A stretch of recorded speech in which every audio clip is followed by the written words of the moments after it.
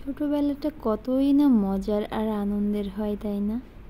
আর এই ছোটবেলাটা একবার হারিয়ে গেলে জীবন থেকে আর কখনোই ফিরে পাওয়া যায় না।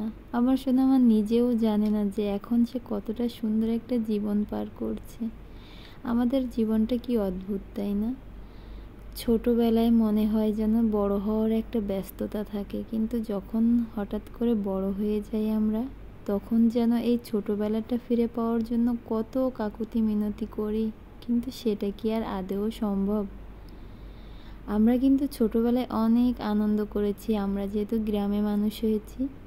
ছোট ছোট এই সমস্ত জিনিসগুলো নিয়ে কত না মজা করেছি, কত না আনন্দ করেছি সবার সঙ্গে। বাড়িতে যখন এরকম লেবু আনতো, লেবুটাকে একদম টুপির মতো করে কেটে নিতাম, এরপর এটা মাথায় দিয়ে কত মজা, কত আনন্দ করেছি এটা নিয়ে।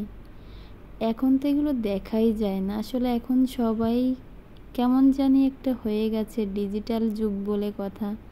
সবাই ফোন নিয়ে ব্যস্ততায় থাকে, কারোরই আনন্দ মজার কোনো সময়ই যেন নাই।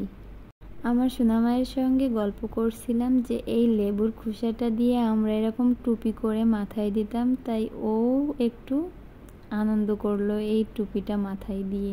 সত্যি এই সামান্য জিনিসগুলোও অনেক সময় আমাদেরকে কতটা আনন্দ দিতে পারে, তাই না?